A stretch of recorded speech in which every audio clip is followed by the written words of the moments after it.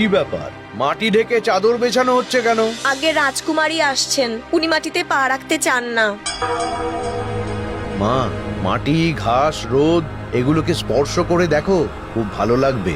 না পিতা, কখনো না। মাটি লাগলে আমার পা নোংরা হয়ে যাবে।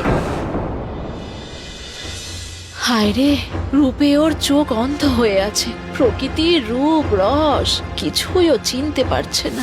এই যদি রাজ্যের উত্তরসূরি হয়, তাহলে রাজ্যের প্রজাদের যে কি হবে।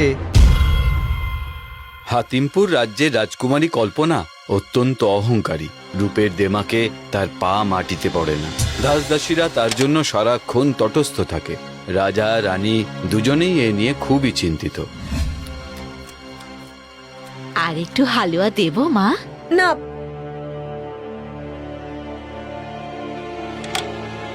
এ কি জল কেন? আগে রাজকুমারী হাত ধোবেন তো। বলেছি না, জলে আমার হাতের চামড়া নষ্ট হয়ে যায়। মা গো, জল ছাড়া মানুষ বাঁচে না। তুমি জলকে এভাবে অপমান করো না মা। বাজে কথা।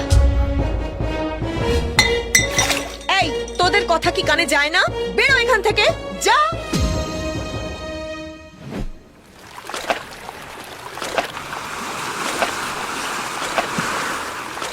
কি হলো? হঠাৎ এমন উত্তাল হয়ে উঠলো কেন নদী? হ্যাঁ, ওরে থাম থাম, রাগ করিস না, শান্ত হ। মাঝির বাঁশিতে শান্ত হয় নদী, আর সেই বাঁশির সুর এসে পৌঁছায় রাজপ্রাসাদে। আস্তে, নইলে কিন্তু আগে আগে আগে।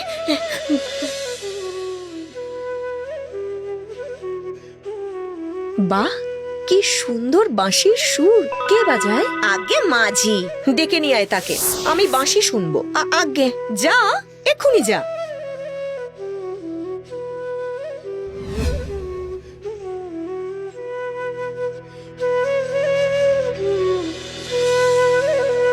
মাঝি ভাই, ও মাঝি ভাই।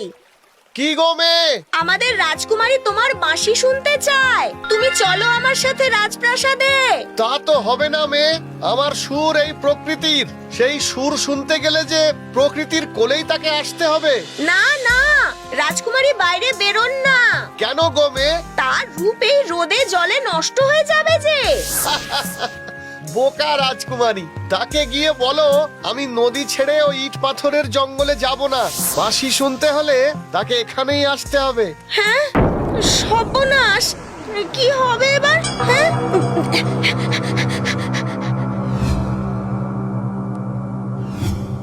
আচ্ছা, এক তুচ্ছ সামান্য মাঝির এত বড় সাহস যে রাজ্যের রাজকুমারীর ডাকে আসবে না।